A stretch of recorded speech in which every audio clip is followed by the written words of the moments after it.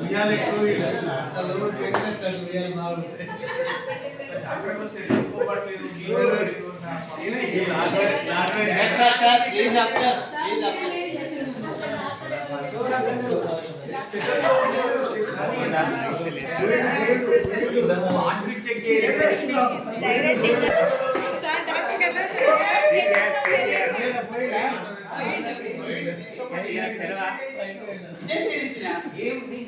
ఏమైందో అరే ఆయన బాధతో తీసుకొచ్చినోడు ఇంజెక్షన్ అరే ఏం చెప్పకముందే ఇంజెక్షన్ అరే ఆయన బాధ తగ్గానా వద్దా? అరే నువ్వేంటంటే ఫస్ట్ ఏమైంది ఆయన బాధతో తీసుకొచ్చిన ఫస్ట్ ఆయన బాధ తగ్గానంటే ఏదో ప్రయత్నం చేసిన అరే ఏది వస్తుందో కూడా చెప్పలే కదా బాధతో వచ్చిన బాధ తగ్గియాలి. అది బాధ ఏ బాధ బాధ ఇప్పుడు ఆయన బాధతో వచ్చిండు చేస్తా ఇంజెక్షన్ ఇస్తే పని చేసినోడు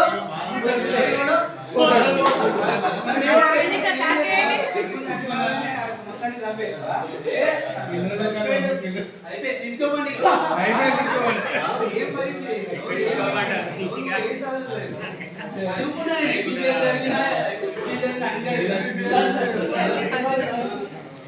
తీసుకోండి పేషెంట్ తీసుకోండి నెక్స్ట్ పేషెంట్ వస్తాడు ఒక్కసారి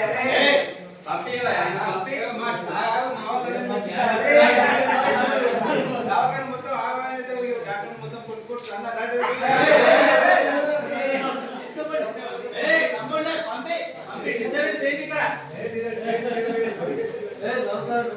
Ravikumar sir please comfort.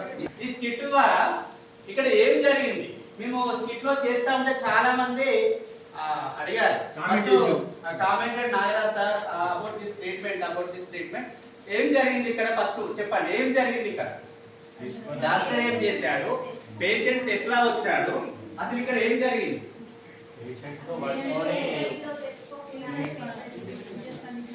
Patient రాగానే డాక్టర్ ఏం చేశాడు తనకి ఏం జరిగిందో తెలుసుకోకుండానే పర్టికులర్ ఒక ఇంజెక్షన్ ఇచ్చేసాడు ఇచ్చేయడం వల్ల ఏమైంది తను డెత్ కావచ్చు లేకపోతే ఒక ప్రాబ్లం నుంచి నెక్స్ట్ వేరే ప్రాబ్లం కూడా అది ప్రాబ్లం కొత్త ప్రాబ్లంకి వెళ్ళిపోవచ్చు. అయితే దీనిని కనుక మన క్లాస్ రూమ్ సిచ్యువేషన్ కి అన్వయించుకుంటే మన డైలీ మన class room we are not a doctor, we are teacher, converted the skit into our classroom situation. As a teacher మన క్లాస్ రూమ్ కి సిచ్యువేషన్ కి దీన్ని అనువర్తించుకుంటే ఏం మిస్ అయినట్టు ఇక్కడ నేను టీచర్ స్టూడెంట్ అని అంటే ఏం మిస్ అయినట్టు చెప్పండి.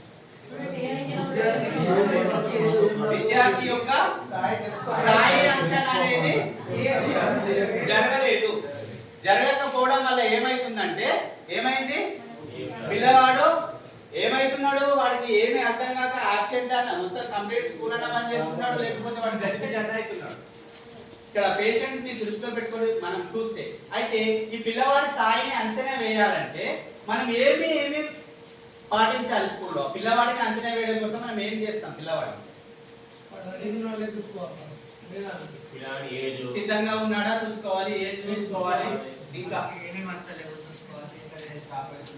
అక్కడ ప్రీవియస్ నాలెడ్జ్ ఒకటి చూసుకోవాలి ఆ లర్నింగ్ గ్యాప్ అనేది ఎక్కడ ఉంది చూసుకోవాలి. ఇవన్నీ చూసుకోవడం కోసం మనం అయితే ఇది ఒక క్లాస్ రూమ్ లో పర్టికులర్ ఒక లెసన్ లో తీసుకుంటే మరి హోల్ ఒక క్లాస్ కి చూసుకున్నాం మనం ఒక లెసన్ చెప్పేటప్పుడు వాడిని చేయాలంటే మనం ఏం చేయాలి పిల్లవాడు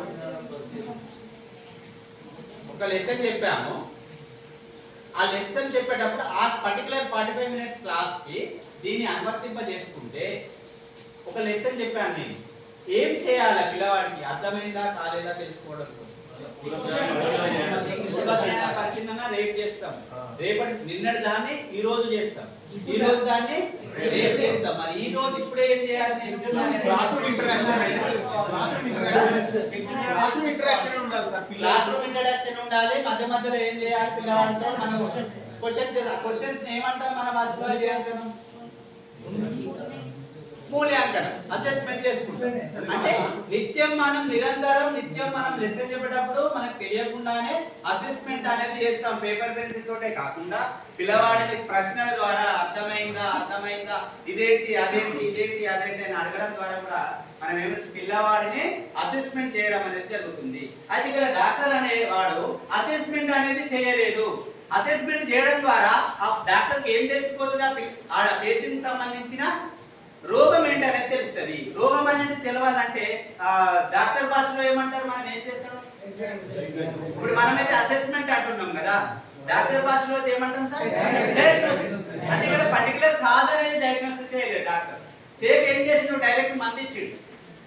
మనం కూడా పిల్లవాడిలో ఎక్కడ వాడికి లర్నింగ్ గ్యాప్ ఉంది, వాడికి ఏం లోపం ఉంది.